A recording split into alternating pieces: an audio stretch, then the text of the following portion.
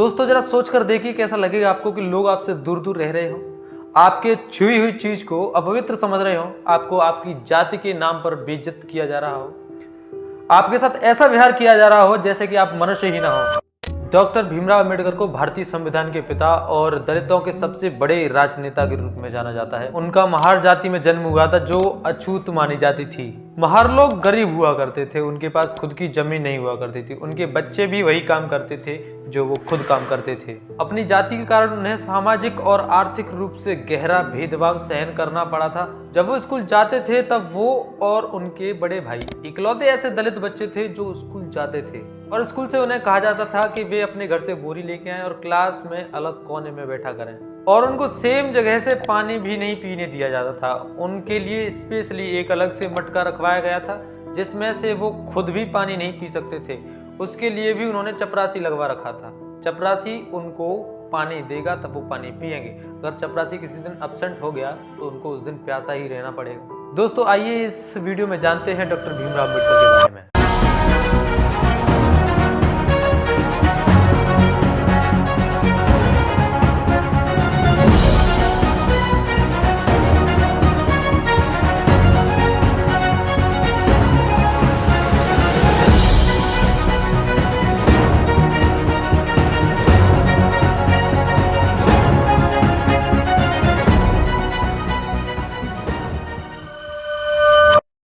दोस्तों बाबा साहेब का जन्म 14 अप्रैल 1891 के ब्रिटिश भारत के महाराष्ट्र के मऊ शहर में हुआ था।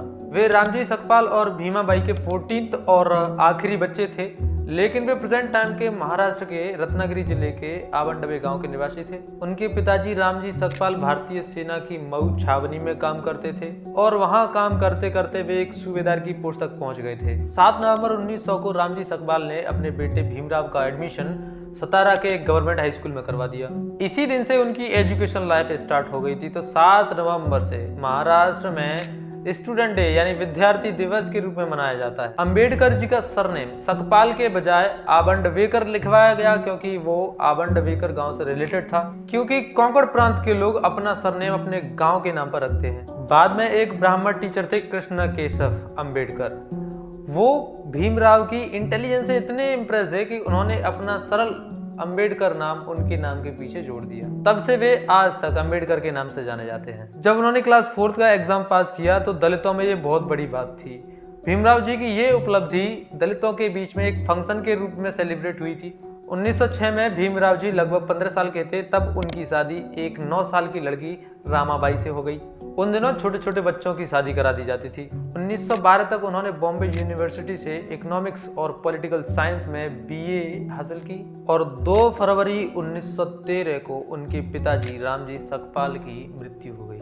वहां के लोकल राजा सयाजी गायकवाड़ की एक योजना के थ्रू कोलंबिया यूनिवर्सिटी में पोस्ट ग्रेजुएशन की पढ़ाई के लिए $11.5 प्रति महीने की स्कॉलरशिप दी जानी थी। फॉर्चुनेटली जिसमें भीमराव जी भी सिलेक्ट हो गए। 1913 में 22 साल की उम्र में ये यूएसए चले गए। जून 1915 में इन्होंने एमए का एग्जाम क्वालिफाई कर दिया जिसमें मेन सब्जेक्ट थी इकोनॉमिक्स और अदर सब्जेक्ट में थी सोशियोलॉजी, हिस्ट्री, फिलोसफी और एंथ्रोपोलॉजी। अक्टूबर 1916 में ये लंदन चले गए और वहां से ग्रेज इन में बैरिस्टर कोर्स के लिए इन्होंने एडमिशन ले लिया। जून 1917 में इनकी स्कॉलरशिप हो गई खत्म।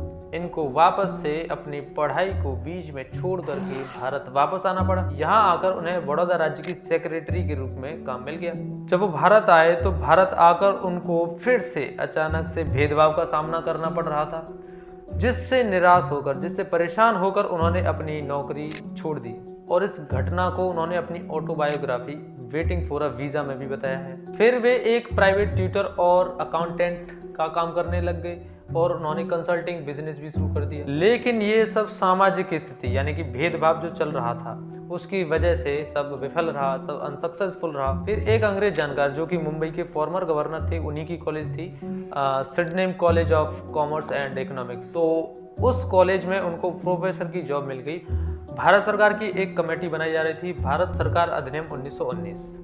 उस कमेटी के सामने इंडिया के one of the most leading scholar होने के नाते अंबेडकर जी को वहां पर इनवाइट किया गया और जब वहां पर सुनवाई हुई तो उन्होंने दलितों के लिए सेपरेट इलेक्टोरेट और आरक्षण की मांग कर दी। सेपरेट इलेक्टोरेट का मतलब है समाज से जो लोग वंचित रह गए हैं, जो लोग पीछे रह गए हैं, उनको अपने क्षेत्र में वोट देने का अधिकार। अम्बेडकर जी ने इन मैगजीन्स का प्रयोग रूढ़िवादी हिंदू राजनेताओं और जातीय भेदभाव से लड़ने के लिए किया। 1920 में कोल्हापुर के साहू महाराज और पारसी मित्र और अपनी खुद की पर्सनल सेविंग की वजह से उनको इंग्लैंड जाने का दोबारा मौका मिल गया और उन्होंने अपनी छूटी हुई पढ़ाई को दोबारा कंटिन्यू कर लिया। 1921 में उन्होंने एमएससी की डिग्री रिसीव कर ली। 1922 में उन्होंने ग्रेजन से बैरिस्टर एट लॉज की डिग्री रिसीव कर ली और उनको ब्रिटिश बार में बैरिस्टर के रूप में एडमिशन मिल गया। और 1923 में इन्होंने इकोनॉमिक्स में doctorate of science degree receive कर ली। उनकी thesis the problem of the rupee, its origin and it's solution पर थी। इससे भारत के सेंट्रल बैंक यानी कि भारतीय रिजर्व बैंक की स्थापना हुई।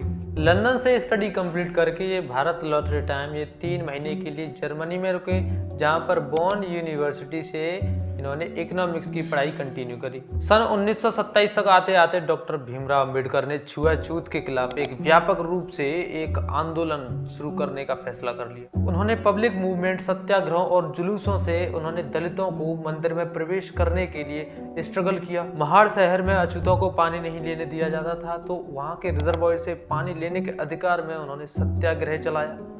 एक प्राचीन हिंदू पाठ है मनुस्मृति, जिसके कई पद जातिवाद और जातीय भेदभाव को समर्थन करते हैं। 1927 के लास्ट में एक सम्मेलन में अंबेडकर जी ने मनुस्मृति की निंदा करी, खुलकर निंदा की और उसकी कई सारी कॉपियां चलाई। और कुछ लोग तो इसकी मेमोरी में 25 दिसंबर को मनुस्मृति दहन दिवस भी मनाते हैं। और अब तक भीमराव अंबेडकर आज तक की सबसे बड़ी राजनीतिक हस्ती बन चुके थे। लंदन में 8 अगस्त 1930 को गोलमेज सम्मेलन यानी कि शोषित वर्गों का सम्मेलन, इसके दौरान अंबेडकर जी ने अपने पॉलिटिकल विजन को पूरी दुनिया के सामने रख दिया, जिसके अकॉर्डिंग उन्होंने बताया कि शोषित वर्ग की सुरक्षा तभी है जब वो सरकार और कांग्रेस दोनों से स्वतंत्र रहेंगे। उनकी अछूत समुदाय में बढ़ती लोकप्रियता और लोगों की सपोर्ट की वजह से अगले साल होने वाले 1931 में गोलमेज सम्मेलन में उनको फिर से इन्वाइट किया गया और वहां उनकी गांधी जी से तीखी बहस हुई। और किसके ऊपर हुई? सेपरेट इलेक्टोरेट को लेकर। और ब्रिटिशर्स डॉक्टर अंबेडकर जी के विचारों से सहमत हुए।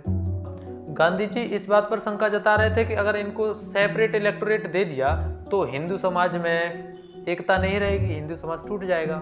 गांधी जी सोचते थे कि अपर कास्ट को जातिवाद भुलाने के लिए यानी भेदभाव भुलाने के लिए कुछ समय दे दिया जाना चाहिए, लेकिन उनका यह तर्क बिल्कुल गलत साबित हुआ। अपर कास्ट हिंदुओं के द्वारा नियमित रूप से छुआछूत का पालन होने लगा। 1932 में ब्रिटिशों ने अंबेडकर के विचारों से एग्री होकर उनको सेपरेट इलेक्टोरेट देने की घोषणा कर दी। अब इस सेपरेट इलेक्टोरेट से दलित लोगों को 2 वोटों का अधिकार मिल गया।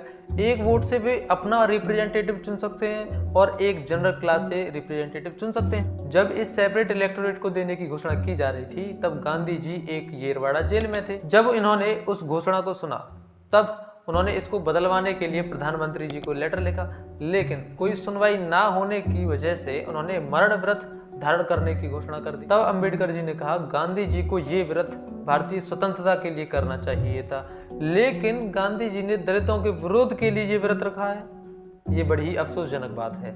जबकि इंडियन क्रिश्चियंस, मुस्लिम्स और सिखों को मिले सेपरेट इलेक्टोरेट से उनको कोई परेशानी नहीं है। अंबेडकर जी ने आगे कहा कि वे गांधी को बचाने के लिए दलितों के हितों का त्याग नहीं कर सकते, लेकिन मरण व्रत के कारण गांधी जी की तबीयत दिन पर दिन खराब होती जा रही थी, उनकी जान पर बनाई थी और पूरा समाज अंबेडकर जी का विरोधी बन गया। अंबेडकर जी ने परिस्थिति को समझा और 24 सितंबर 1932 को येरवाड़ा जेल पहुंचे और यहाँ गांधी जी और अंबेडकर जी के बीच में एक समझौता हुआ।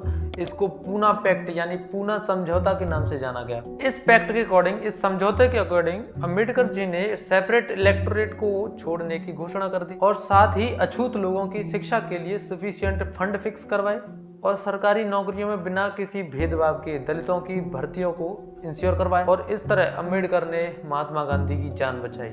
हिंदू धर्म के अंदर रहते हुए बाबा साहेब अंबेडकर ने समानता और सम्मान पाने के लिए बहुत प्रयत्न किए, लेकिन अपर कास्ट हिंदुओं का हृदय परिवर्तन नहीं हुआ। इसके बाद उन्होंने कहा कि हमने हिंदू समाज में समानता का स्तर पाने के लिए कई सारे प्रयत्न किए, कई सारे सत्याग्रह चलाए, लेकिन सब निरर्थक सिद्ध हुए। हिंदू समाज में समानता के लिए कोई स्थान नहीं है और इन सबसे तंग आकर उन्होंने बौद्ध धर्म अपना लिया। गांधी और कांग्रेस को क्रिटिसाइज करने के बाद भी अंबेडकर जी के ज्ञान ज्ञान की काफी रेपुटेशन थी, जिसकी वजह से 15 अगस्त 1947 को भारत को स्वतंत्रता मिलने के बाद कांग्रेस की सरकार आई तो उसने अंबेडकर जी को देश के पहले कानून और न्याय मंत्री के रूप में सेवा करने के लिए इनवाइट किया, जिसे उन्होंने स्वीकार कर लिया।